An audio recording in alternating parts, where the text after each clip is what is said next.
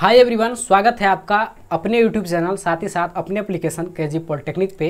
हम उम्मीद करते हैं आप लोग स्वस्थ होंगे, मस्त होंगे और अच्छे से अपने एग्जाम का प्रिपरेशन भी कर रहे होंगे।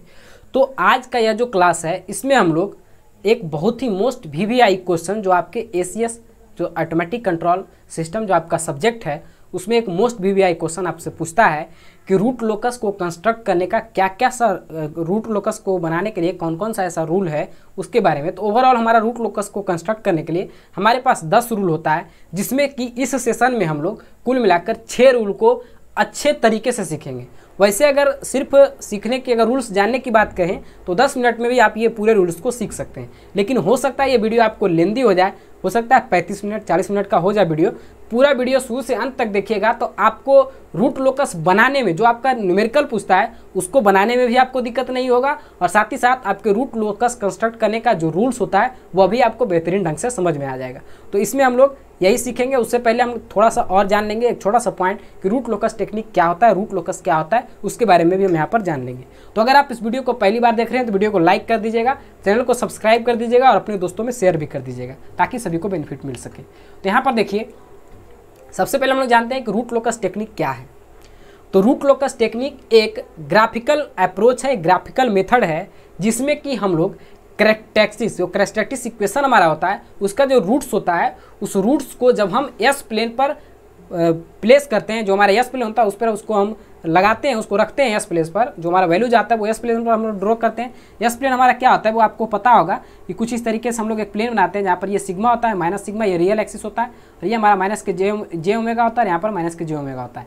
तो यहाँ पर जो वैल्यू जो उसका आता है रूट्स का कैरेक्टरिस्टिक्स इक्वेशन का जो रूट्स का जो वैल्यू आता है, चाहे वो -1 आए -2 आए, मतलब -इन्फिनिटी से लेकर +इन्फिनिटी तक जितना भी वैल्यू जो आए वो सब के सब वैल्यू हमारा जो है वो एस प्लेन पर जब हम उसको रिप्रेजेंट करते हैं तो वो हमारा क्या होता है, मतलब वो जो होता है वो कैरेक्टरिस्टिक्स इक्वेशन का रूट सिम होता है। तो वही करा है कि कैरेक्टरिस्टिक्स इक्वेशन का रूट्स को जो हम एस प्लेन पर रिप्रेजेंट करते हैं उसको प्रेजेंट करने के बाद उसको जो हम मिलाते हैं तो उसके मिलाने से जो हमारा लोकस बनता है उसको हम लोग रूट लोकस कहते हैं। उसको क्या कहते हैं? रूट लोकस कहते हैं। तो फिर से आप समझ लीजिए रूट लोकस क्या है कि root locus is a graphical method. Root locus क्या है? एक ग्राफिकल मेथड है in which roots of characteristics equation are plotted in S plane. S plane पर हम लोग रूट जो कैरेक्टरिस्टिक इक्वेशन का रूट होता है उसको हम लोग प्लॉट करते हैं for different values of parameter. अलग अलग वैल्यू के पैरामीटर पर उसके लिए हम जो उसको रिप्रेजेंट करते हैं वही हमारा होता है रूट लोकस। जैसे कि यहाँ पर हमारा वैल्यू जो आएगा वो कुछ वैल्यू यहाँ पर आया, ऐसे आया, कुछ वैल्यू यहाँ पर हो सकता है, कुछ वैल्यू यहाँ पे आए, तो इसके थ्रू जो हम जो ग्राफ बनाते हैं, जो रिप्रेजेंट करते हैं, इसी को हम लोग कहते हैं रूट लोकस। क्या कहते हैं? Root locus. तो ये आपको समझ में आ गया होगा। एक डेफिनेशन और इसमें दिया है, वो क्या दिया है वो देखते हैं। तो दिया है the locus of the root of the characteristics equation. Characteristics equation के रूट्स का जो लोकस होता है व्हेन गेन के, जो हमारा गेन के होता है, is varied from 0 to infinity. जहाँ पर कि हम के वैल्यू को 0 से इन्फिनिटी तक वेरी करते हैं तब जो हमारा जो वैल्यू आता है एस प्लेन पर और उसके थ्रू जो हम लोग एक लोकस का निर्माण करते हैं, एक डायग्राम एक ग्राफ का जो निर्माण करते हैं उसको हम लोग रूट लोकस कहते हैं। तो ये आपको एक डिफिनेशन पता चल गया होगा। अब हमको यह जानना है कि हमारा जो रूट लोकस है इसका यूज क्या है, इसको हम लोग कहाँ यूज करते हैं। तो कोई भी अनस्टेबल सिस्टम को स्टेबल सिस्टम में बनाने के लिए उसके जो हमारा सिस्टम गेन होता है उसके वैल्यू को चेंज करके अनस्टेबल सिस्टम को स्टेबल सिस्टम में बनाने में हमारा रूट लोकस टेक्निक का उपयोग लिया जाता है। साथ ही साथ जो स्लो रिस्पांस का स्टेबल सिस्टम होता है उसको भी फास्ट रिस्पांस सिस्टम में कन्वर्ट करने के लिए उसके जो गेन वैल्यू, जो गेन कांस्टेंट हमारा है उसके वैल्यू को चेंज करके, जो गेन कांस्टेंट के का वैल्यू उसको चेंज करके स्लो रिस्पांस सिस्टम को भी जो फास्ट रिस्पांस सिस्टम में कन्वर्ट करते हैं वो हमारा रूट लोकस टेक्निक के मदद से ही होता है। तो वही लिखे हैं, by the use of this an unstable system change can be converted to a stable system by changing the system gain K. दूसरा कहा है slow response stable system can be change to fast response stable system by varying gain K. तो यहाँ तक आपको समझ में आ गया कि इसका यूज कहाँ है। अब हम लोग इसको कंस्ट्रक्ट करते हैं तो वो हम लोग कैसे कंस्ट्रक्ट करते हैं। तो जो हमारा गेन कांस्टेंट के है इसका वैल्यू जो हमारा होता है, पहले ये हमको जानना है कि गेन कांस्टेंट का जो वैल्यू होता है वो हमारा -इन्फिनिटी से इन्फिनिटी तक लाई करता है। मतलब गेन कांस्टेंट के का वैल्यू -इन्फिनिटी से लेकर इन्फिनिटी तक मतलब कि शो करता है, इन्फिनिटी तक उसका वैल्यू रह सकता है। लेकिन अगर हमारा वैल्यू जीरो से लेकर इन्फिनिटी तक हो, अगर हमारा के का वैल्यू, गेन कांस्टेंट के का वैल्यू जीरो से इन्फिनिटी तक हो, तब उस केस में उसको हम लोग डायरेक्ट रूट लोकस कहते हैं। क्या कहते हैं उसको? डायरेक्ट रूट लोकस कहते हैं। और वहीं पर अगर हमारा गेन कांस्टेंट के का वैल्यू माइनस इन्फिनिटी से जीरो हो तो उसको हम लोग इन्वर्ट रूट लोकस कहते हैं। यहाँ पर देखिए गेन कांस्टेंट के का वैल्यू क्या दिया है, माइनस इन्फिनिटी से इन्फिनिटी, तो इसको अगर हम स्प्लिट करना चाहें तो दो पार्ट में कर सकते हैं, माइनस इन्फिनिटी से जीरो और जीरो से इन्फिनिटी। तो जीरो से इन्फिनिटी जो होता है इसको हम लोग कहते हैं डायरेक्ट रूट लोकस, और माइनस इन्फिनिटी से जीरो जो होता है उसको हम लोग कहते हैं इनडायरेक्ट रूट लोकस। जो हमारे सिलेबस में पढ़ना है वो हमारा डायरेक्ट रूट लोकस ही पढ़ना है, इसीलिए हम लोग जो ध्यान देंगे वो डायरेक्ट रूट लोकस पर ही करेंगे। तो वही सारे पॉइंट को यहाँ पर लिखा गया है, उसको हम देख लेते हैं क्या है। If the gain constant K varies from zero to infinity then it is known as direct root locus, और मतलब कि जीरो से इन्फिनिटी तक वेरी करेगा तो डायरेक्ट रूट लोकस होगा। और वहीं पर if the K is varied from minus infinity से zero then the root locus is known as inverse root locus, तब इस रूट लोकस को हम लोग इन्वर्स रूट लोकस कहते हैं। तो यहाँ पर हमारा बेसिक डेफिनेशन रूट लोकस का यूज और ये आपको पता चल गया होगा। अब हम लोग जो मेन क्वेश्चन है उस पर हम लोग आते हैं, जो क्वेश्चन आपका पूछता है कि हम लोग रूट लोकस को कंस्ट्रक्ट करने के लिए कौन कौन से रूल होते हैं। तो यहाँ पर कुल मिलाकर 10 रूल होता है, जिसमें कि 6 रूल इस वीडियो में हम लोग पढ़ेंगे और 6 रूल हम लोग नेक्स्ट वीडियो में पढ़ेंगे। हो सकता है वीडियो लंबा होगा, क्योंकि यहाँ पर हम आपको बेहतरीन ढंग से समझा देंगे, जिससे कि आपको कभी भी नहीं आप भूल पाइएगा रूट लोकस को, और साथ ही साथ कुछ नया मतलब कि ट्रिक भी देंगे याद करने के लिए, क्योंकि अदर जगह ये ट्रिक नहीं मिलता है, लेकिन हम आपको ट्रिक देंगे जिससे कि आप आसानी से उसको याद कर सकते हैं। तो ये पढ़ने से पहले आपको पोल्स और जीरो के बारे में ज्ञान होना चाहिए। वैसे बहुत सारे स्टूडेंट को होगा, बहुत को नहीं भी होगा, तो जिनके पास ये ज्ञान नहीं है पोल्स और जीरो का, उसको हम थोड़ा सा 2 मिनट लेकर हम समझा देते हैं कि पोल्स क्या होता है और जीरोज क्या होता है। तो देखिए हमारे पास एक इक्वेशन है, के इंटू में एस प्लस के 3 इंटू में एस प्लस के 2 अपॉन में एस प्लस के 3 इंटू में एस प्लस के 1 और इंटू में हमारा है एस प्लस के 2। तो यहाँ पर पोल्स क्या होता है, जीरोज क्या होता है। तो पहले पोल्स और जीरो जाने से पहले हमको याद करने का तरीका पता करना है कि कैसे किसको हम पहचानेंगे पोल है और किसको हम लोग जीरो है। तो आपको ABCD तो पता होगा। तो ABCD में आप लोग क्या जानते हैं, तो आप लोग जानते हैं ABCD में कि हमारा ABCD में पहले क्या आता है, O आता है, फिर हमारा क्या आता है, P आता है, MNOP, पहले O फिर P आता है। O किसके तरह दिख रहा है, तो वो हमारा जीरो की तरह दिख रहा है O, और P तो P हो गया। तो पहले क्या आया, O, और O दिख किसके तरह है, जीरो की तरह। तो मतलब जो हमारा इक्वेशन दिया हुआ रहेगा उस इक्वेशन में जो ऊपर वाला टर्म होगा वो जीरो होगा, क्योंकि ये पहले आ रहा है। और जीरो जो है, क्योंकि ABCD में O पहले आ रहा था, तो O पहले आ रहा था, ये दिखता किसके तरह है, जीरो की तरह। तो उसी तरीके से कोई भी इक्वेशन में जो पहला टर्म होगा वो हमारा जीरो होगा, क्योंकि इसी तरीके से याद रख सकते हैं कि जो हम ABCD याद करते हैं उसमें O पहले आता है। O का मतलब जीरो, मतलब जीरो पहले आया, उसके बाद हमारा P आता है, मतलब पोल बाद में आएगा, पहले जीरो आएगा। तो जीरो हमारा ऊपर में आएगा, मतलब न्यूमरेटर जो होगा उसमें ये जीरो शो करेगा और डिनोमिनेटर जो होगा वो पोल शो करेगा। तो ये आपको समझ में आ गया कि जीरो जो पोल क्या होता है। तो न्यूमरेटर जो हमारा है वो क्या है, न्यूमरेटर जो हमारा है वो हमारा जीरोज है, और पोल्स जो हमारा है वो डिनोमिनेटर है। ठीक है, तो यहाँ पर आप चाहें तो पोल्स और जीरो दोनों का वैल्यू निकाल सकते हैं। तो यहाँ पर जीरोज कुल कितना है, तो कुल मिलाकर 2 जीरोज है। यहाँ पर पोल्स कितना है, तो कुल मिलाकर 3 पोल्स है। अगर आप जीरोज को निकालना चाहें तो s + 3 = 0 पुट कर दीजिएगा, तो हमारा s का वैल्यू कितना आ जाएगा, s का वैल्यू हमारा -3 आ जाएगा, तो ये -3 पर एक जीरो होगा। और उसी तरीके से हमारा s + 2 = 0 करिएगा तो s = -2 आएगा। तो ये हमारा दोनों जीरोज का वैल्यू आ गया। पोल का वैल्यू निकालना है तो s + 3 = 0 करिएगा, -3 आएगा। s + 1 = 0 करिएगा, -1 आएगा। s + 2 = 0 करिएगा, -2 आएगा।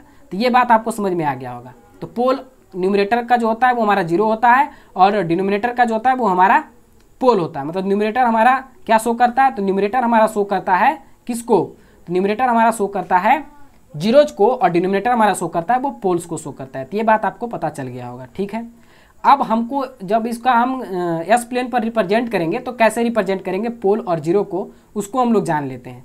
तो देखिए पोल को रिप्रेजेंट करने के लिए हम लोग क्रॉस का उपयोग करते हैं, और जीरो को रिप्रेजेंट करने के लिए हम लोग जीरो का उपयोग करते हैं। मतलब ये जीरो या डॉट डायरेक्ट देकर भी हम करते हैं। तो जीरोज के लिए हम जीरो यूज कर लेंगे और पोल के लिए हम लोग क्रॉस का यूज कर लेंगे। तो ये आपको समझ में आ गया होगा। अब हम लोग चलते हैं अपना जो रूट लोकस का रूल है उस पर। तो देखिए कोई भी ग्राफ हो, कोई भी ड्राइंग हो, आप उसको बनाने के लिए हमें क्या चाहिए, तो कोई भी ड्राइंग हो उसको बनाने के लिए सबसे पहले उसका हमको स्टार्टिंग पॉइंट चाहिए और सबसे लास्ट में हमको उसका एंडिंग पॉइंट चाहिए। मतलब स्टार्टिंग पॉइंट और एंडिंग पॉइंट हमको पता हो तो हम उसको आसानी से बना सकते हैं। तो पहला रूल हमारा कहता है जो कि कहता है कि रूट लोकस के स्टार्टिंग पॉइंट को फाइंड करने के लिए, और दूसरा रूल जो हमारा कहता है वो रूट लोकस के एंडिंग पॉइंट को फाइंड आउट करने के लिए कहता है। तो पहला पॉइंट क्या कर रहा है कि starting point of root locus, पहला रूल क्या है कि starting point of root locus कहाँ पर से स्टार्ट होगा उस पॉइंट को फाइंड आउट करना। तो root locus start at open loop pole for the system gain K equal to 0। मतलब कि जो हमारा कैरेक्टरिस्टिक इक्वेशन होगा वहाँ पर अगर हम के वैल्यू को 0 पुट करेंगे और के वैल्यू को 0 पुट करने के बाद जो भी हमारा वैल्यू जाएगा वो वैल्यू हमारा होगा, वही वैल्यू हमारा क्या होगा, रूट लोकस का स्टार्टिंग पॉइंट होगा। मतलब के इक्वल टू 0 पुट जब करिएगा तो वहाँ पर जो वैल्यू आएगा वो हमारा स्टार्टिंग पॉइंट देगा, और एंडिंग या टर्मिनेटिंग पॉइंट, दूसरा केस हमारा रूल जो है वो क्या है कि हम फाइंड आउट करते हैं एंडिंग और टर्मिनेटिंग पॉइंट को, एंडिंग या टर्मिनेटिंग पॉइंट को। मतलब कि स्टार्टिंग पॉइंट जहाँ से ग्राफ हमारा स्टार्ट होगा तो उसके लिए हम लोग क्या करेंगे, तो के इक्वल टू 0 पुट कर देंगे, जो हमारा कैरेक्टरिस्टिक इक्वेशन आएगा उसमें के इक्वल टू 0 पुट कर देंगे, वहाँ से हमको फाइंड आउट हो जाएगा कि इस पॉइंट से हमारा जो है वो ग्राफ बनना शुरू हो जाएगा, रूट लोकस बनना शुरू हो जाएगा। नेक्स्ट हमारा है एंडिंग और टर्मिनेटिंग पॉइंट। तो इसमें हम लोग क्या करते हैं कि यहाँ पर हम के इक्वल टू इन्फिनिटी पुट करेंगे, जो हमारा कैरेक्टरिस्टिक इक्वेशन होगा उसमें अगर हम के इक्वल टू इन्फिनिटी पुट करते हैं और उसके बाद जो हमारा वैल्यू हमें प्राप्त होता है उसको हम लोग एंडिंग या टर्मिनेटिंग पॉइंट करते हैं। मतलब के इक्वल टू 0 पर से जो ग्राफ है उसका जो वैल्यू आएगा वहाँ से शुरू होगा, और के इक्वल टू इन्फिनिटी पुट करने के बाद जो वैल्यू हमारा आएगा वहाँ पर जाके वो टर्मिनेट करेगा, वहाँ पर जाके वो खत्म हो जाएगा, मिल जाएगा। तो वही कहा। अब यहाँ पर टर्मिनेटिंग पॉइंट जो है इसके लिए हमारे पास 3 केस होते हैं। मतलब एंडिंग पॉइंट के लिए हमारे 3 केस होते हैं। पहला केस क्या होता है, जब पोल इक्वल टू 0 हो जाए, जब पी इक्वल टू 0 हो जाए, मतलब दोनों अगर बराबर है तब। दूसरा केस होता है P is greater then Z. तीसरा केस हमारा होता है Z is greater then P. तो तीनों केस के लिए हम अलग अलग से पढ़ेंगे कि तीनों केस को कैसे हम लोग सॉल्व करते हैं। तो सबसे पहले हम लोग जानते हैं पी इक्वल टू जेड के लिए। तो यहाँ पर देखिए, मतलब नंबर ऑफ पोल जो है वो नंबर ऑफ जेड के बराबर है। जैसे ये इक्वेशन हम लिखे थे के इंटू में एस प्लस के 3 और इंटू में एस प्लस के 2 अपॉन में एस प्लस के 3 और इंटू में एस प्लस के 2। तो यहाँ पर क्या है, जीरोज की भी संख्या 2 है और पोल की भी संख्या 2 है, मतलब दोनों इक्वल में है। जब पोल और जीरो दोनों हमारा इक्वल में है ये हमारा केस फर्स्ट आ जाएगा। मतलब यहाँ पर हमारा ये जो आएगा वो क्या आएगा, केस नंबर फर्स्ट आएगा। तो वही हमारा कहा है कि उस केस में हम लोग क्या करते हैं, देखिए कि क्या कहा, if P equal to Z the root locus start at pole. Pole से रूट लोकस स्टार्ट होगा जहाँ पर कि के इक्वल टू 0 पर से वो स्टार्ट होगा और टर्मिनेट करेगा कहाँ पर, के इक्वल टू इन्फिनिटी पर। मतलब पोल से वो स्टार्ट होगा और जीरोज पर जाकर इंड होगा। कोई भी हम जब रूट लोकस बनाएंगे तो वो हमारा पोल से शुरू होगा और हमारा इंड जो होगा वो कहाँ पर होगा, जीरोज पर होगा। इसको याद रखने के लिए बहुत ही बेहतरीन एक ट्रिक है, एक आइडिया है, एक थाउट है, जो कि जहाँ पर हम पढ़े थे पहले, जो हमारे टीचर थे, जो हमारे गुरुजी थे, वो जो बताए थे वही तरीका को हम आपको बताते हैं, वही एग्जाम्पल को हम आपको दे रहे हैं। बहुत ही बेस्ट एग्जाम्पल है और सारे केस में वो सटीक बैठता है, इसलिए वो एग्जाम्पल आपको समझ में भी आएगा क्योंकि वो रियल लाइफ का एग्जाम्पल है। तो यहाँ पर हम लोग पोल को मान लेते हैं क्या, तो पोल को हम लोग मान लेते हैं लड़का है और जीरोज को हम लोग मान लेते हैं लड़की है। पोल को हम लोग क्या मान रहे हैं कि पोल हमारा लड़का है और जीरोज को मान लेते हैं लड़की है। तो अगर कहीं पर भी अगर लड़का लड़की दोनों बराबर संख्या में है, मतलब कि पोल जो हमारा लड़का है और जीरो लड़की है, तो जितना नंबर में लड़की है जितना ही उतना ही नंबर में लड़का है, तो इसका मतलब क्या आ गया कि दोनों जो है वो आपस में मिल सकते हैं, सबको एक एक मिल जाएगा। जैसे कि अगर हमारा पोल 4 है और हमारा जीरोज भी 4 है, दोनों का वैल्यू 4 आया, मतलब 4 लड़का है 4 लड़की है, तो चारों को मिल सकता है, चारों को एक एक मिल जाएगा, चारों अपना रिलेशन में आ जाएगा। तो यहाँ पर पी इक्वल टू जेड, मतलब पहला केस यही कहता है कि अगर पोल का संख्या जेड के बराबर है, मतलब लड़का की संख्या लड़की के बराबर है, तो सब आपस में कोरिलेट हो जाएंगे, सब आपस में मतलब कि जो है वो अटैच हो जाएंगे, सब आपस में सबका रिलेशनशिप बन जाएगा। तो यहाँ पर कोई दिक्कत नहीं है। लेकिन अगर पोल का संख्या ज़्यादा हो गया और जेड का संख्या कम हो गया, मतलब क्या कि लड़का का संख्या ज़्यादा हो गया और लड़की का संख्या कम हो गया, उस केस में क्या होगा, जैसे कि लड़का पोल का संख्या है वो 4 है, जीरोज का संख्या 3 है, मतलब लड़का 4 है लड़की 3 है। इस केस में क्या होगा, तो इस केस में हमारा 3 लड़की को तो 3 लड़का मिलकर रिलेशनशिप में चला जाएगा, 3 लड़का 3 लड़की। लेकिन एक लड़का जो है वो बच जाएगा, वो क्या करेगा, तो वो बउआएगा। तो बउआएगा तो कहाँ जाएगा, उसके लिए केस 2 में हम लोग पढ़ते हैं कि जब हमारा पी ज़्यादा होगा जेड से, तब उस केस में हमारा जो पोल होता है एक वैल्यू जो पी माइनस जेड का जो एक वैल्यू आएगा, जो भी वैल्यू आएगा वो हमारा वैल्यू जो होगा वो शुरू तो होगा, उसका शुरू पॉइंट होगा, मतलब उसका स्टार्टिंग पॉइंट होगा, लेकिन टर्मिनेटिंग पॉइंट उसका इन्फिनिटी के पास होगा, मतलब वो इन्फिनिटी की ओर चला जाएगा अपना मतलब अपना जीएफ के खोज में या जो भी है उसके खोज में वो चला जाएगा। ये सिर्फ समझने के लिए है, इसको पर्सनली नहीं लेना है, इस पर आपको ध्यान भी नहीं देना है, याद रखने का ये तरीका है, इसको आसानी से हम लोग याद रख सकते हैं। तीसरा केस हमारा क्या होता है कि जहाँ पर जेड ज़्यादा है, मतलब लड़की का संख्या ज़्यादा है और लड़का का संख्या कम है, उस केस में हमारा क्या होता है, तो उस केस में हम लोग क्या करते हैं कि देखिए लड़की का संख्या ज़्यादा है और लड़का कम है, तो जैसे हमारा लड़की का संख्या यहाँ पर हो जाए 4 और लड़का का संख्या हो जाए 3, तो 3 लड़की 3 लड़का के साथ रिलेशनशिप में आ जाएगा, गर्लफ्रेंड बॉयफ्रेंड जो है अपना दोस्त जो भी मानिए वो बन जाएगा।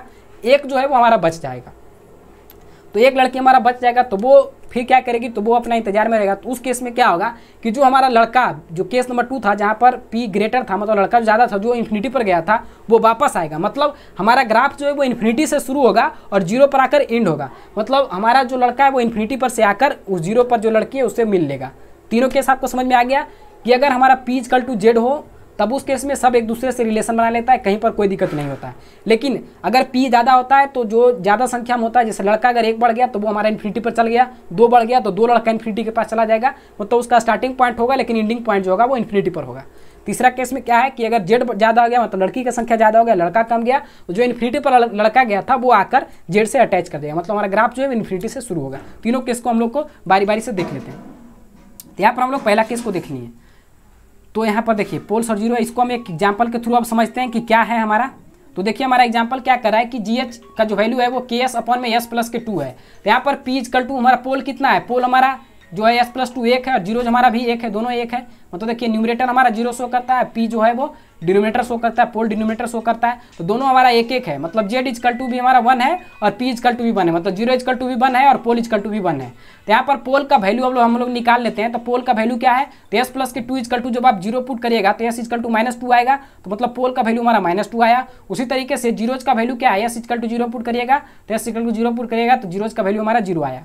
अब यहाँ पर हमको एक कैरेक्टरिस्टिक इक्वेशन हम जानते हैं कि क्या होता है, 1 + के GH = 0 होता है। तो यहाँ पर हम लोग जो है वो GH के वैल्यू को पुट करते हैं। GH का वैल्यू हमारा क्या दिया है, KS/S+2। यहाँ पर से जब इसको LCM लेंगे तो S+2 होगा, ये जाकर ऊपर में मल्टीप्लाई होगा, तो 1 × S+2 तो S+2 ही हो जाएगा, प्लस के KS/S+2, इसको इधर ले आएंगे तो 0 × S+2 खत्म हो जाएगा, तो बच्चा क्या S+2 प्लस के KS = 0। यहाँ पर सिर्फ कैलकुलेशन है, आपको कुछ नहीं है। ये S और ये S दोनों कॉमन इन दोनों में से ले लेंगे, ये टर्म से और ये टर्म से S को हम लोग कॉमन ले लेंगे। जब दोनों से कॉमन लेंगे तो क्या होगा, यहाँ पर बचेगा 1 और यहाँ पर K + S है, तो यहाँ तो बचेगा K, तो 1 + K हो गया, S × 1 + K और बचा क्या, +2 = 0। यहाँ से हम S के वैल्यू को निकाल सकते हैं, कैसे निकालेंगे, इक्वल टू इधर S = करेंगे क्या, +2 इधर आएगा, -2 हो जाएगा और ये मल्टीप्लाई 1/K है, तो यहाँ पर 1/K कर देंगे। अब देखिए हम लोग इसको स्टार्टिंग पॉइंट और एंडिंग पॉइंट को निकालते हैं। तो स्टार्टिंग पॉइंट के लिए क्या कहा था कि हम लोग K = 0 पुट करते हैं। तो यहाँ पर देखिए हम K = 0 पुट कर रहे हैं। तो यहाँ पर आप K = जब 0 पुट करिएगा तो S = क्या आएगा, -2। तो K = 0 पर हमारा S का वैल्यू जो होगा वो -2 आएगा, ठीक है। मतलब स्टार्टिंग पॉइंट हमारा ये हुआ। तो ये बार बार हम लोग चेक नहीं करते हैं, आपको दिखा दे रहे हैं कि कैसे हम लोग निकालते हैं इसको। और ये जो हमारा कह रहा था कि हमारा ये जो ग्राफ हम बोले थे कि हमारा जो पोल से शुरू होता है और 0 पर टर्मिनेट होता है, उसी के वैल्यू को यहाँ पर निकालें। देखिए -2 हमारा आया है, तो हमारा जो ग्राफ है वो -2 से यहाँ स्टार्ट हुआ है, मतलब इसका स्टार्टिंग पॉइंट जब हम K = 0 पुट किए तो -2 ही आया। उसी तरीके से और भी पुट कर सकते हैं। यहाँ पर हम 1 पुट किए K का वैल्यू, तो 1 जब आप पुट करेगा तो 1 + के 1 कितना हो गया, 2 और -2/2 क्या हो जाएगा, -1। उसी तरीके से हम इन्फिनिटी पुट करेंगे तो क्या होगा, -2/1 + के इन्फिनिटी, तो यहाँ पर हो गया ओवरऑल समथिंग बाई इन्फिनिटी क्या हो जाएगा, 0। तो इन्फिनिटी पर हमारा 0 होगा। मतलब एंडिंग पॉइंट हमारा क्या लेते हैं, एंडिंग पॉइंट के लिए हम लोग K का वैल्यू इन्फिनिटी पुट करते हैं। जब इन्फिनिटी पुट करेगा तो उस केस में हमारा 0 आएगा, मतलब 0 पर आकर ये ग्राफ जो है वो बंद हो जाएगा, मतलब रुक जाएगा। तो यहाँ पर देखिए -2 से स्टार्ट हुआ है और 0 पर आकर टर्मिनेट कर गया है। तो ये इस तरीके से हम लोग इसका रूट लोकस बना लिए। मतलब इतना अगर आपको रूट लोकस निकालने के लिए कहे तो बस आपको इतना ही बनाना है, लेकिन आपको जो क्वेश्चन पूछता है वो ज़्यादा टफ पूछता है, उसको हम लोग प्रैक्टिस कर लेंगे। अब देखिए यहाँ पर एक कुछ और क्वेश्चन नहीं है, जैसे कि देखिए यहाँ पर GH = है K × S+2/S-4। क्या है, K = S+2 और S-4। तो यहाँ पर जो हमारा है वो जीरोज कितना है और पोल्स कितना है, तो 0 भी हमारा 1 है और पोल्स भी हमारा 1 ही है, दोनों एक है। तो यहाँ पर हम लोग पोल्स = भी 1 लिख सकते हैं और 0 = भी 1 लिख सकते हैं। पोल = हमारा 1 हो गया और 0 = भी हमारा 1 हो गया। इसका वैल्यू निकालें तो पोल का वैल्यू क्या होगा, S-4 = 0 करिएगा तो 4 हो जाएगा, और जीरोज का वैल्यू क्या होगा, S+2 = 0 करिएगा तो S = हमारा 0 = हमारा कितना आ जाएगा, -2 आ जाएगा। तो 0 को हम लोग कहे थे 0 से रिप्रेजेंट करते हैं, तो -2 पर ये देखिए 0 हो गया, और हमारा क्रॉस जो है वो पोल को रिप्रेजेंट करता है, तो पोल का वैल्यू 4 आया था। तो यहाँ पर देखिए 4 से हम लोग स्टार्ट किए हैं। अब हम क्या कहते हैं कि पोल से हमारा ग्राफ स्टार्ट होता है और जीरोज पर जाके टर्मिनेट करता है। यहाँ पर क्या है, 1 एक लड़का एक लड़की, ये देखिए क्या है, यहाँ पर से स्टार्ट होगा ग्राफ और यहाँ पर आके मिल जाएगा, मतलब दोनों जो है वो रिलेशन में आ गया, दोनों मिल गया। ठीक है, तो पहला मतलब यही बात, ये बहुत ही बेसिक कॉन्सेप्ट है, इसी के थ्रू आपको बहुत आसानी से समझ में आ सकता है, इसीलिए हम इस एग्जाम्पल को लिए हैं। नेक्स्ट हमारा है GH equal to K into S minus K 2 upon में एस प्लस के 3। ठीक है, यहाँ पर जीरोज भी एक है, पोल्स भी एक है। जीरोज का वैल्यू क्या होगा, एस इक्वल टू +2 होगा, और पोल्स का वैल्यू एस इक्वल टू -3 होगा। एस +3 इक्वल टू 0 कहिएगा तो एस का वैल्यू -3 आएगा। यहाँ पर देखिए हम लोग क्या किए, पोल्स को रिप्रेजेंट किए क्रॉस से और जीरोज को हम लोग रिप्रेजेंट किए किससे, 0 को रिप्रेजेंट किए 0 से। तो 0 का वैल्यू कब आएगा, K इक्वल टू इन्फिनिटी पर हमारा 0 आता है और K इक्वल टू 0 पर हमारा जो है वो पोल्स आता है। मतलब स्टार्टिंग पॉइंट जो हमारा होता है वो K इक्वल टू 0 पर से होगा और एंडिंग पॉइंट जो हमारा होता है वो K equal to infinity put करके करते हैं। तो यहाँ पर से इस तरीके से हम इसको बना सकते हैं। मतलब अब इसको हम रिप्रेजेंट अगर करें तो हमारा ग्राफ कैसे बनेगा, तो क्या बोले कि हमारा पोल्स से स्टार्ट होता है और जीरोज पे जाकर टर्मिनेट होता है। मतलब लड़का हमेशा लड़की का पीछा करता है, देखिए पीछे कर रहा है हमेशा, इस तरीके से आप याद रख सकते हैं। अब हम लोग चलते हैं केस बी की ओर। केस बी हमारा क्या है कि अगर पी ज़्यादा है और जेड कम है, मतलब पोल ज़्यादा है और जेड कम है, लड़का ज़्यादा है लड़की कम है, उस केस में क्या बोले कि हमारा जितना भी बचेगा पी माइनस जेड का वैल्यू, जैसे अगर पी इक्वल टू 4 था, जेड इक्वल टू 3 था, तब उस केस में हमारा कितना बचेगा 1। तो एक जो वैल्यू होगा वो हमारा शुरू होगा हमारा रियल एक्सिस पर, लेकिन वो जाकर खत्म जो होगा वो माइनस इन्फिनिटी पर जाकर खत्म होगा, मतलब वो माइनस इन्फिनिटी की तरफ बढ़ाएगा अपना। तो वही यहाँ पर कहा है। तो इसी में देखिए हम एग्जाम्पल लेके इसको बनाए हैं कि G H equal to K upon में एस प्लस के 1। यहाँ पर देखिए हमारा पोल का वैल्यू कितना है, पोल का वैल्यू 1 है और जीरोज तो है ही नहीं, क्योंकि यहाँ पर कोई भी टर्म एस का है नहीं। K इंटू में एस प्लस 1 रहता तब हम कहते हैं कि यहाँ पर एक हमारा जीरोज है, यहाँ पर जीरो है ही नहीं। तो पोल हमारा 1 है और जीरोज हमारा जो है वो 0 है। तो यहाँ पर आप लिख सकते हैं पोल इक्वल टू 1 और जीरो इक्वल टू 0 है। अब इस केस में हमारा जो पोल्स का वैल्यू क्या होगा, S plus K 1 equal to 0, तो एस इक्वल टू कितना होगा -1 के 1। तो यहाँ पर एस का वैल्यू -1 है। मतलब जो हमारा ग्राफ स्टार्ट होगा वो -1 से स्टार्ट होगा, लेकिन इसको 0 है ही नहीं, इसके पास कोई लड़की यहाँ पर है ही नहीं, तो किसको ये दोस्त बनाएगा, किसी को नहीं बना पाएगा, गर्लफ्रेंड नहीं बना पाएगा। तब उस केस में ये अपना गर्लफ्रेंड के खोज में निकलेगा, तो ये अपना निकलेगा और जाकर इन्फिनिटी पर जाकर कहीं पर ये घूमते रहेगा उधर। तो यहाँ पर से ग्राफ स्टार्ट होगा और इन्फिनिटी पर जाकर वो टर्मिनेट होगा।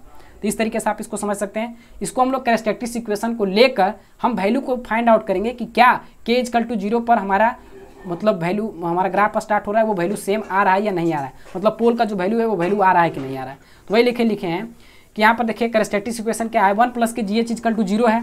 यहाँ पर GH का वैल्यू क्या है, GH का वैल्यू K अपॉन में एस प्लस के 1 है। यहाँ पर एलसीएम क्या होगा, एस प्लस के 1, इसमें मल्टीप्लाई होगा 1 इंटू में एस प्लस के 1 प्लस के K इक्वल टू 0, ये मल्टीप्लाई किधर 0 इंटू एस प्लस के 1 0 हो जाएगा। तो यहाँ पर से S plus K 1 plus K equal to 0 हो जाएगा। एस इक्वल टू क्या होगा, माइनस के 1 और माइनस के K, इसमें माइनस कॉमन लेंगे तो 1 प्लस के K हो गया। अब यहाँ पर K का वैल्यू पहले हम 0 पुट करेंगे, तो K का वैल्यू जो हम 0 पुट करेंगे स्टार्टिंग के लिए, मतलब ग्राफ को स्टार्ट करने के लिए K के लिए 0 पुट करेंगे, तो यहाँ पर K का वैल्यू माइनस मतलब S का वैल्यू -1 आएगा। उसी तरीके से 1 पुट करेंगे तो यहाँ पर ओवरऑल 2 आएगा। उसी तरीके से इन्फिनिटी पुट करेंगे तो 1 प्लस के इन्फिनिटी और माइनस में लगा हुआ है बाहर की ओर, तो यहाँ पर माइनस इन्फिनिटी हो गया। तो ये हमारा हो गया। तो हमारा स्टार्टिंग जो होगा वो कहाँ से होगा, -1 से स्टार्ट होगा और एंड कहाँ होगा, माइनस इन्फिनिटी पर। देखिए -1 से स्टार्ट हुआ मतलब पोल से स्टार्ट हुआ और एंड कहाँ हो रहा है, माइनस इन्फिनिटी पर। तो इस तरीके से आप समझ सकते हैं। कुछ और एग्जांपल यहाँ पर हम लिए उसको देख लेते हैं। K अपॉन में एस माइनस के 3, यहाँ पर भी देखिए जीरोज का कोई टर्म नहीं है, पोल सिर्फ है, तो पोल का वैल्यू कितना होगा, एस माइनस के 3 इक्वल टू 0 करेगा तो एस इक्वल टू 3। मतलब ग्राफ जो हमारा है वो 3 से स्टार्ट होगा और एंड कहाँ होगा, माइनस इन्फिनिटी पर जाकर एंड हो जाएगा। मतलब K इक्वल टू 0 पर हमारा वैल्यू जो आएगा वो 3 आएगा। इस तरीके का आप इक्वेशन बनाइएगा। तो K इक्वल टू 0 पुट करेगा तो वो 3 आएगा और K equal to infinity put करेगा तो माइनस के इन्फिनिटी आएगा। उसी तरीके से GH अपॉन में K अपॉन में एस, तो यहाँ पर देखिए पोल जीरोज हमारा कुछ नहीं है, पोल्स का वैल्यू 1 है, एस इक्वल टू क्या होगा 0। मतलब हमारा जो ग्राफ स्टार्ट होगा वो ऑरिजिन से स्टार्ट होगा और एंड कहाँ होगा, माइनस इन्फिनिटी पर होगा। तो इस तरीके से आप केस बी देख लिए। उसी तरीके से केस सी है। केस सी में क्या हो गया, लड़की का संख्या बढ़ गया और लड़का कम गया। तो लड़की का संख्या अगर बढ़ गया तो जो इन्फिनिटी पर लड़का गया था वो वापस आएगा। मतलब क्या हुआ कि जो हमारा जो ग्राफ स्टार्ट होगा वो इन्फिनिटी से स्टार्ट होगा और एंड कहाँ होगा, तो एंड आकर 0 पर होगा। तो वही देखिए कि if z is greater than p then z minus p branches of root locus start at infinity पर स्टार्ट होगा for k equal to 0 and tending toward 0 at k equal to infinity. और जो टेंडिंग मतलब जो यहाँ पर जाकर वो रुकेगा, जहाँ पर आपको स्टॉप होगा वो k इक्वल टू इन्फिनिटी पर स्टॉप होगा, मतलब जीरोज के वैल्यू पर आकर वो स्टॉप हो जाएगा। तो वही लिखे हैं यहाँ पर कैरेक्टरिस्टिक इक्वेशन का क्या हो गया, GH इक्वल टू मतलब ये हमारा गिवन दिया हुआ है, GH का वैल्यू दिया है GH equal to K into में S प्लस के 2। तो यहाँ पर देखिए पोल्स का कोई वैल्यू है, नीचे में डिवाइड में कुछ दिया ही नहीं है, मतलब पोल्स तो है ही नहीं। जैसे हमारा क्या होता था K इंटू में इस तरीके से होता था ना, K इंटू में S प्लस के 2 और अपॉन में S प्लस के 1 देते, तब यहाँ पर कहते कि एक जीरो है एक पोल है। लेकिन अगर नीचे का कोई टर्म ही नहीं है, डिनोमिनेटर का कोई टर्म ही नहीं है, मतलब पोल्स जो है वो हमारा है ही नहीं, तो सिर्फ क्या है, जीरोज है। तो यहाँ पर पोल्स का वैल्यू 0 है और जेड जो हमारा है वो 1 है और जेड का वैल्यू हमारा क्या है, एस प्लस के 2 इक्वल टू 0 करिएगा तो S equal to minus K 2 आ जाएगा। तो -2 हमारा जो है वो जीरोज का वैल्यू है। मतलब हमारा ग्राफ जो है वो स्टार्ट होगा इन्फिनिटी से लेकिन टर्मिनेट आकर करेगा -2 पर। तो यहाँ पर देखिए जीरोज के लिए -2 रिप्रेजेंट किए और ग्राफ हमारा कहाँ शुरू हो रहा है, इन्फिनिटी से शुरू हो रहा है, -इन्फिनिटी से, और टर्मिनेट कहाँ कर रहा है, 0 पर आके टर्मिनेट कर रहा है। मतलब जो लड़का बउआ रहा था उसको अब गर्लफ्रेंड मिल गया यहाँ पर, अब ये दोनों का अटैचमेंट हो जाएगा। ठीक है, यहाँ तक कोई दिक्कत नहीं। अब देखिए क्या है, इट्स कैरेक्टरिस्टिक इक्वेशन क्या लिखेंगे, कैरेक्टरिस्टिक इक्वेशन क्या आता है, 1 प्लस के GH इक्वल टू 0। GH का वैल्यू पुट करिए k इंटू में s प्लस के 2 है, इसको मल्टीप्लाई करिएगा KS प्लस के 2k हो गया इक्वल टू 0। यहाँ से KS इक्वल टू इधर लाइएगा तो माइनस के 2k और माइनस के 1, माइनस कॉमन ले लीजिए 2k प्लस के 1 हो गया। अब यहाँ पर इसके वैल्यू को हम लोग देख लेते हैं कि क्या स्टार्टिंग पॉइंट जब हम k इक्वल टू 0 पुट करेंगे तो वो हमारा -इन्फिनिटी आ रहा है कि नहीं आ रहा है, और k इक्वल टू जब इन्फिनिटी पुट करेंगे तब हमारा -2 आ रहा है कि नहीं आ रहा है। तो इसको देखिए देख लेते हैं। तो यहाँ पर देखिए क्या है, पहले k इक्वल टू 0 पुट कर रहे हैं तो उस केस में 2 इंटू में 0 ओवरऑल ही हमारा हो गया 0। ओवरऑल हमारा यहाँ पर क्या होगा, 2 इंटू में 0 तो ये 0 हो गया और 0 और प्लस यहाँ पर क्या है +1 अपॉन में 0, 1 अपॉन में 0 क्या शो करेगा, इन्फिनिटी, और यहाँ पर माइनस लगा हुआ है तो माइनस के इन्फिनिटी हो गया। तो हमारा ये वैल्यू तो सही है।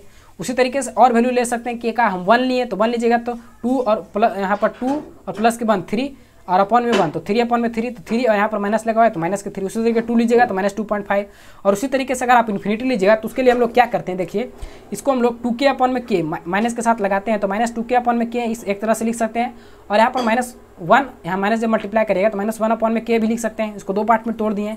अब यहाँ पर देखिए क्या हो रहा है कि k और k आपस में कट जा रहा है तो बच्चा क्या यहाँ पर -2 और -1 अपॉन में k। अब k equal to infinity put करिए, 1 अपॉन में इन्फिनिटी क्या होगा, 1 अपॉन में इन्फिनिटी 0 होगा। अगर कोई भी संख्या में अगर इन्फिनिटी से डिवाइड देंगे तो वो 0 के बराबर ही तो होगा। यहाँ पर ये 0 हो गया तो बच्चा क्या है यहाँ पर -2। तो इन्फिनिटी पर हमारा वैल्यू कितना आ रहा है, -2। यही हमारा पर यहाँ पर शो कर रहा है। देखिए जब हम k इक्वल टू इन्फिनिटी लिए तो हमारा -2 शो किया और ये हमारा जीरोज था, और k इक्वल टू 0 जब लिए तो ये -इन्फिनिटी शो किया। तो यहाँ पर क्या है, जीरोज है, पोल्स तो है ही नहीं, मतलब 0 की संख्या से बड़ा है। तो हमारा ग्राफ जो है वो इन्फिनिटी से शुरू होगा और 0 पर आके टर्मिनेट करेगा। कुछ और एग्जाम्पल लिए, GH इक्वल टू KS, यहाँ पर फिर देखिए डिनोमिनेटर नहीं है, मतलब पोल का संख्या 0 है, और यहाँ पर KS का एक वैल्यू है, मतलब कि जीरोज का वैल्यू 1 है। तो यहाँ पर S का वैल्यू अगर हम निकालना चाहें, जीरो नंबर में है वो 1 है, और इसका वैल्यू जो होगा S इक्वल टू 0। तो यहाँ पर जो ये ग्राफ जो होगा वो इन्फिनिटी से शुरू होगा और 0 पर आके टर्मिनेट होगा। उसी तरीके से GH equal to k into में s माइनस के 4, डिनोमिनेटर नहीं है, मतलब पोल नहीं है, इसमें क्या है सिर्फ जीरोज है। इसमें भी जीरोज कितना है, 1 है, इसका वैल्यू क्या है, s इक्वल टू 4 है। मतलब ग्राफ जो है वो हमारा इन्फिनिटी से -इन्फिनिटी से शुरू होगा, यहाँ पर आप लिख दीजिए -इन्फिनिटी से शुरू होगा और टर्मिनेट कहाँ पर आके करेगा, 4 पर आके टर्मिनेट करेगा। तो यहाँ पर हमारा केस जो रूल 2 था उसका तीनों केस आपको समझ में आ गया होगा। अब हम लोग चलते हैं नेक्स्ट रूल की ओर, रूल नंबर 3। वो क्या कहता है कि number of root locus branches. अब कितना हमारा रूट लोकस ब्रांचेज होगा उसके बारे में हमको जानना है। तो उसको निकालने के लिए हमारे पास एक फार्मूला है, उसके थ्रू हम लोग पता करते हैं कि कितना हमारा रूट लोकस होता है, मतलब कितना रूट लोकस ब्रांचेज होगा। तो number of root locus branches को फाइंड आउट करने के लिए क्या लिखें कि n equal to maximum value of p और z। n जो है यहाँ पर रिप्रेजेंट कर रहा है कि p की संख्या और z की संख्या, मैक्सिमम p की संख्या कितना है और z की संख्या कितना है उसको रिप्रेजेंट कर रहा है। तो अगर p का संख्या ज़्यादा होगा z से, मतलब p का वैल्यू, जैसे p का वैल्यू -4 आया, -3 आया, -2 आया, और z का वैल्यू -2 आया और -4 आया, ठीक है। तो यहाँ पर p का संख्या कितना है, 3 है, और z का संख्या कितना है, 2 है। तो यहाँ पर p ज़्यादा है, तब उस केस में हमारा जो रूट लोकस ब्रांचेज होगा वो p के संख्या के बराबर होगा, मतलब कि 3 होगा। अगर इतना दिमाग नहीं लगाना है तो सिंपली यही सोचना है कि जो संख्या में बड़ा होगा उतना ही नंबर ऑफ हमारा जो होगा वो रूट लोकस होगा। जैसे कि अगर z का संख्या ज़्यादा है p से, तो जितना नंबर ऑफ z होगा उतना ही हमारा रूट लोकस होगा, मतलब उतना ही हमारा रूट लोकस ब्रांचेज होगा।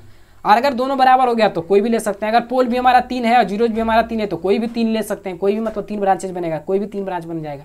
तो यही हमारा कहा कि अगर पोल ज़्यादा होगा तो जितना नंबर ऑफ पोल होगा उतना हमारा रूट लोकस ब्रांचेज होगा।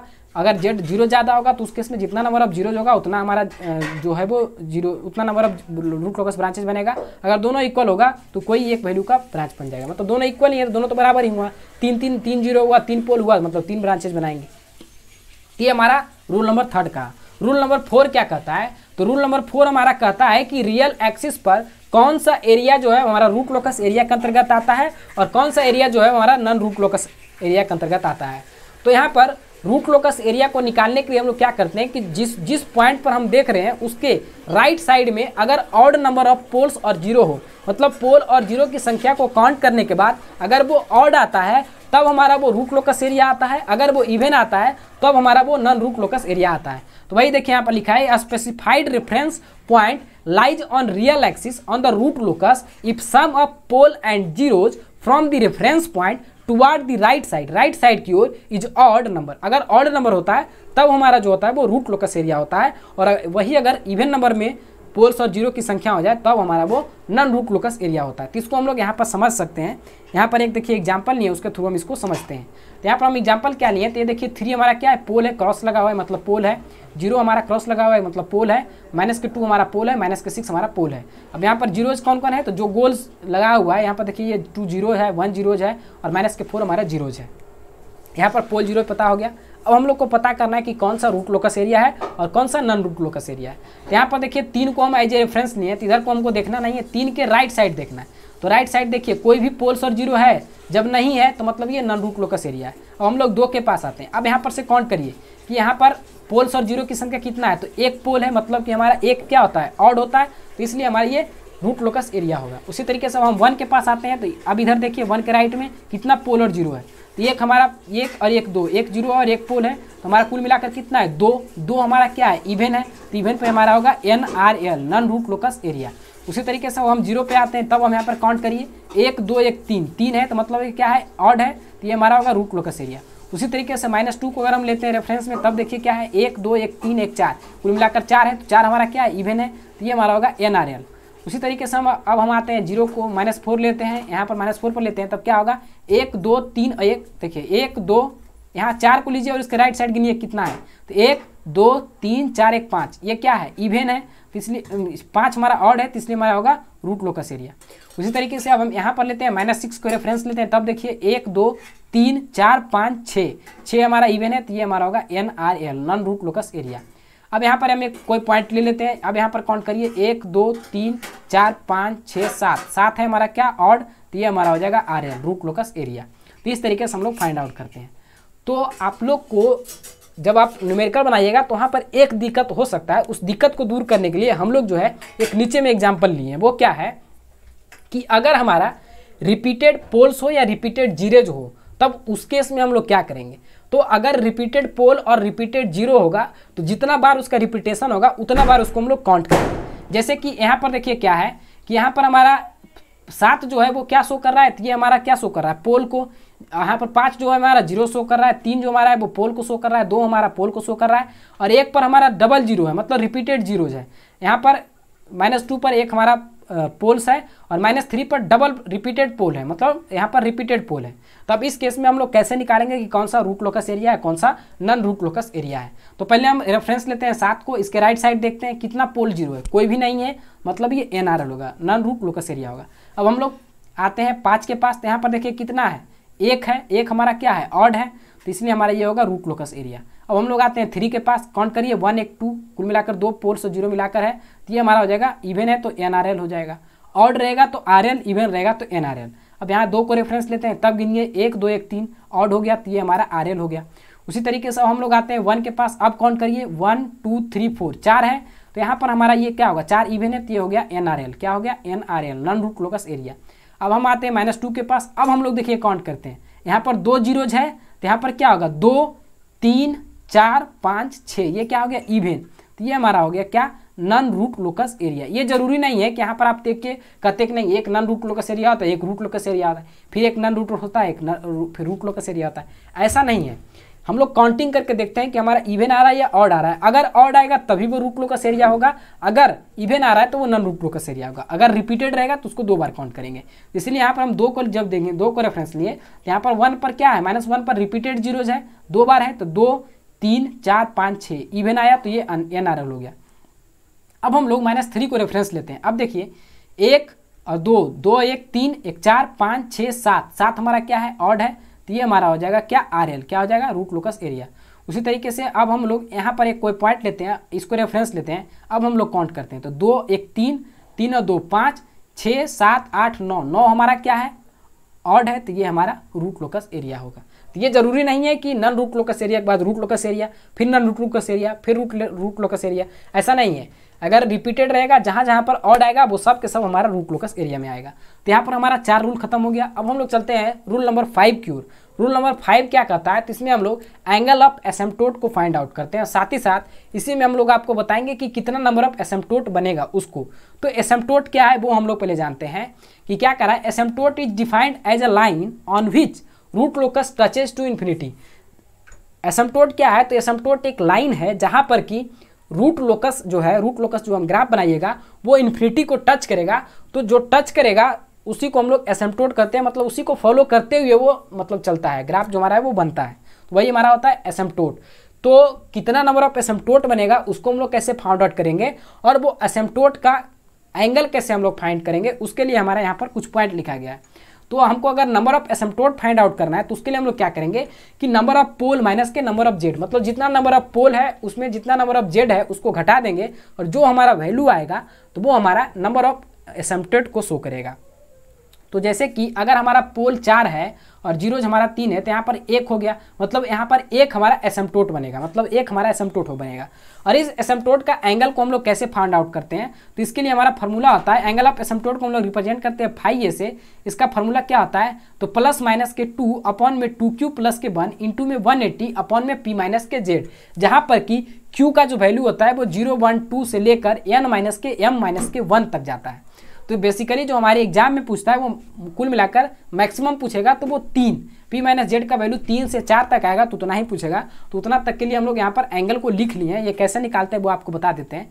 जैसे कि अगर जैसे यहाँ पर हमारा p माइनस जेड का वैल्यू 1 आया था, मतलब हमारा एक एसिम्पटोट बनेगा, मतलब हमको q का वैल्यू एक ही वैल्यू के लिए चाहिए। तो q के लिए हम लोग एक वैल्यू यहाँ पर क्या है 0 पहला वैल्यू, तो जहाँ जहाँ q है वहाँ पर 0 पुट करिए। तो यहाँ पर देखिए q है 2 इंटू में 0 पुट करिएगा तो यहाँ हो जाएगा 0, 0 प्लस के 1 तो 1, और यहाँ पर p माइनस जेड का वैल्यू 1 था, 180 अपॉन में 1 तो 180, मतलब यह जो एसिम्पटोट होगा वो 180 डिग्री पर होगा, मतलब कि ये सीधे ऐसे इस तरीके के बनेगा एसिम्पटोट, वो पॉइंट से 180 डिग्री पर ये एसिम्पटोट रहेगा जब हमारा p माइनस जेड का वैल्यू बनाया तब।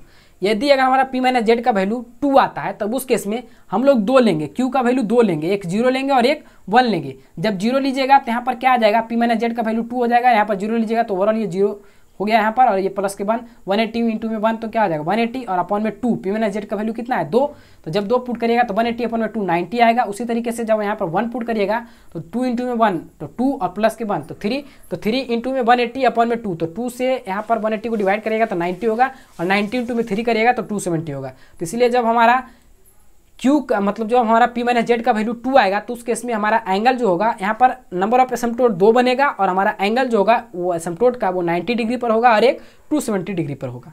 उसी तरीके से 3 आएगा तो 0, 1, 2 पुट करेंगे वैल्यू Q के, तो वैल्यू आएगा 60, 180, 300। उसी तरीके से 4 आएगा तो यहाँ पर 0, 1, 2, 3, 4 तक डालेंगे, मतलब 3 तक डालेंगे, 0, 1, 2, 3 तक डालेंगे तो हमारा 4 बन जाएगा। तो 4 एसिम्पटोट के लिए 4 एंगल हमको पता चल जाएगा, तो वो हमारा एंगल आता है 45, 135, 225 और 315 डिग्री, जो कि यहाँ पर वैल्यू पुट करके आप निकाल सकते हैं। तो ये हमारा था तीसरा मतलब 5वां केस। अब हम लोग चलते हैं छठा केस की ओर, छठा रूल की ओर। तो वो हमारा क्या है कि हम इसमें हम लोग सेंट्रॉइड को निकालते हैं। जैसे कि एसिम्पटोट कहाँ पर हमको बनाना है, एसिम्पटोट जहाँ पर आकर मिलेगा उसका एंगल ऑफ, जहाँ मिलेगा एंगल ऑफ एसिम्पटोट, उस पॉइंट को फाइंड आउट करने के लिए हम लोग सेंट्रॉइड निकालते हैं। तो वही कहा है कि सेंट्रॉइड क्या है, the point at which angle of asymptote are coincide meeting point, जहाँ पर मिलता है, जहाँ पर एंगल ऑफ एसिम्पटोट मिलता है उस पॉइंट को रियल एक्सिस पर, उस पॉइंट को हम लोग सेंट्रॉइड करते हैं। इसको हम लोग निकालते किससे हैं और इसको रिप्रेजेंट किससे करते हैं, तो इसको रिप्रेजेंट हम लोग सिग्मा से करते हैं, और सेंट्रॉइड के वैल्यू को निकालने के लिए हम लोग क्या करते हैं, तो जो हमारा रियल पार्ट होता है पोल के उसके वैल्यू को हम लोग ऐड करते हैं, ना कि संख्या। जैसे कि अगर -4 प्लस के 3, -4 आया है प्लस 3 आया है माइनस के 2 आया, ये हमारा पोल का संख्या है, जीरो का संख्या मान लेते हैं कि -2 आया है प्लस के 2 आया है। तो इस केस में हमको यहाँ पर इसका सम लेना है, मतलब कि -4 प्लस के 3 माइनस के 2, पोल जैसे real sum of real part है, मतलब ये रियल पार्ट ऑफ पोल, मतलब -4 प्लस के 3 माइनस के 2 ये हम लोग ऐड करेंगे, ना कि 1, 2 और 3 लिख देंगे p का वैल्यू, वो नहीं। यहाँ पर हम p का जो एक्चुअल वैल्यू है उसको हम लोग ऐड करेंगे, उसी तरीके 0 का जो एक्चुअल वैल्यू है उसको हम लोग ऐड करेंगे और दोनों को घटा देंगे, और उसके बाद पी माइनस के जेड, पोल माइनस के जोड़, पोल कितना है 3 और जीरोज कितना है 2, यहाँ पर 1 2 3 पोल है, यहाँ पर 0 2 है, तो यहाँ पर 3 माइनस के 2 लिखेंगे। यहाँ पर पोल को ऐड करके लिखेंगे उसके वैल्यू को, और यहाँ पर जीरो के वैल्यू को ऐड करके लिखेंगे और इसको घटाएंगे, और यहाँ पर कितना बार पोल आया और कितना बार जीरो आया उसको हम लोग को लिखना है। तो इस तरीके से इसको हम लोग निकाल सकते हैं। तो इसको हम लोग पूरे मैथमेटिकली रिप्रेजेंटेशन के लिए हम लोग क्या कर दिए हैं, तो इसको हम लोग लिखे हैं क्या कि सिग्मा, पहले लिखते हैं सिग्मा ऑफ पोल मतलब समेशन ऑफ पोल हो गया, और माइनस के समोशन ऑफ जेड मतलब समेशन ऑफ जीरो अपॉन में पी माइनस के जेड, ये इसका फॉर्मूला हो गया। अब इसको एक क्वेश्चन के थ्रू हम लोग समझते हैं कि कैसे इसको बनाते हैं। जैसे कि हमारा जी एच का वैल्यू दिया है के अपॉन में एस इंटू में एस प्लस के 2 और एस प्लस के 4। तो यहाँ पर देखिए क्या है, जीरोज तो कुछ है नहीं क्योंकि एस का टर्म ऊपर में कुछ है नहीं न्यूमरेटर में, तो हमारा जीरोज की संख्या 0 हो गया, और हमारा पोल की संख्या कितना होगा, तो 1 2 1 3, 3 फैक्टर है तो हमारा 3 पोल होगा। और यहाँ पर पोल के अगर वैल्यू को निकाला जाए तो क्या होगा, एस इजकल टू 0 होगा, एक s equal to s plus 2 equal to 0 करेगा तो एस इजकल टू -2 आएगा, एस प्लस 4 इजकल टू 0 करेगा तो एस इजकल टू -4 आएगा। मतलब पोल का ये एक्चुअल वैल्यू हुआ, और पोल का संख्या कितना हो गया, तो 1 2 1 3 हो गया। तब यहाँ पर देखिए वही काम करते हैं, तो हमारा सिग्मा इसको रिप्रेजेंट करते हैं सेंट्रॉइड को, क्या बोले कि समेशन ऑफ पोल, पोल के जो वैल्यू है इसको सम करिए, तो 0 प्लस के माइनस के 2 और प्लस के माइनस के 2, और जीरो तो यहाँ पर कुछ है ही नहीं तो यहाँ पर हम लोग ले देंगे माइनस के 0, और ओवरऑल पोल की संख्या कितना है 3 और जीरो का संख्या 0, तो 3 माइनस के 0 तो 3, तो यहाँ पर संख्या क्या आ जाएगा, जोड़िएगा तो -2 और माइनस के 4 तो माइनस के 6, -6 अपॉन में 3 करिएगा तो माइनस के 2। मतलब कि हमारा जो सेंट्रॉइड होगा वो कहाँ पर होगा, तो सेंट्रॉइड हमारा माइनस के 2 पर होगा। ये पॉइंट जो है वो सेंट्रॉइड को शो करेगा, मतलब माइनस के 2 पर हमारा सेंट्रॉइड होगा, जहाँ पर कि एंगल ऑफ जो हमारा एसिम्प्टोट है वो आकर मिलेगा। जब यहाँ पर आप चाहें तो कितना, जैसे यहाँ पर हमारा पी माइनस जेड का वैल्यू कितना आ रहा है, पी माइनस जेड का वैल्यू 3 आ रहा है, मतलब कि हमारा 3 एंगल 3 एसिम्प्टोट बनेगा, तो उसके लिए हमारा 3 एंगल चाहिए। तो 3 एंगल वाला कितना कहाँ गया, 60 180 और 300 है, मतलब 60 180 और 300 डिग्री पर बनेगा। तो इसको अगर आप चाहें तो मतलब कि एसिम्प्टोट को आप बना सकते हैं, दिखा सकते हैं। देखिए कैसे हम इसको दिखाते हैं, तो यहाँ पर हम देखिए आपको दिखा देते हैं, फिर हम इसको मिटा देंगे। जैसे यहाँ पर ये पॉइंट हमारा था, तो क्या बोला कि सेंट्रॉइड जो है वो ऐसा पॉइंट है जहाँ पर कि एंगल ऑफ एसिम्प्टोट आकर मिलता है।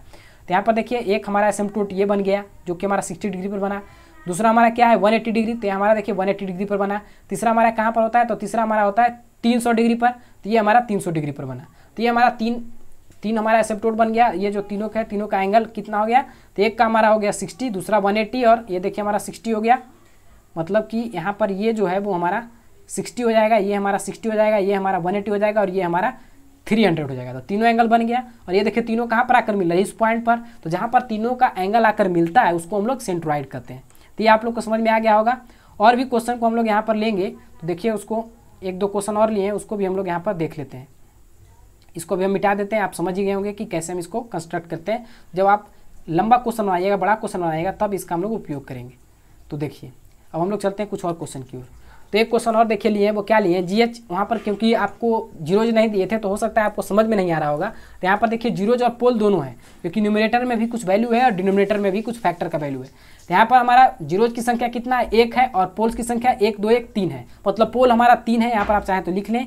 P इजकल टू हमारा 3 है और Z इजकल टू हमारा 1 है। इसका वैल्यू क्या है, तो Z का वैल्यू हमारा S प्लस 2 इजकल टू 0 करिए तो S इजकल टू -2 आएगा। उसी तरीके से पोल का वैल्यू S इजकल टू 0 पर 0 होगा, S प्लस के 3 इजकल टू 0 करिएगा -3, S प्लस के 5 इजकल टू -5। इसको आपको S प्लेन है उस पर रिप्रेजेंट कर देना है। पोल को हम लोग क्रॉस से रिप्रेजेंट करते हैं, तो 0 दिए हैं, फिर -3 को क्रॉस लगा कर दे दिए और -5 को क्रॉस लगा कर दे दिए। और जीरोज को हम लोग 0 से रिप्रेजेंट करते हैं, तो 0 का वैल्यू हमारा कितना है -2, तो -2 पर इसको हम रिप्रेजेंट कर दिए। यहाँ तक कोई दिक्कत नहीं है। अच्छा ठीक है, तो अब देखिए हम यहाँ पर निकालते हैं इसका सेंट्रॉइड। तो सेंट्रॉइड क्या होगा, तो सेंट्रॉइड हमारा है क्या बोले कि जो हमारा पोल का एक्चुअल वैल्यू है उसको हम लोग ऐड करते हैं और सब्ट्रैक्ट करते हैं जीरो का एक्चुअल वैल्यू को, और अपॉन में जितना बार पोल आया और जितना बार जीरो आया उसको हम लोग घटा देते हैं। तो यहाँ पर देखिए पोल्स का संख्या क्या है, वैल्यू क्या है, एक्चुअल वैल्यू, तो यहाँ पर है 0 प्लस के -3 प्लस के -5 और माइनस के, और जीरोज का वैल्यू -2। तो यहाँ पर हमारा वैल्यू आएगा, यहाँ पर कुल मिलाकर -8 आएगा और यहाँ पर -2। तो -8 और प्लस माइनस प्लस है तो माइनस और माइनस +2 हो जाएगा।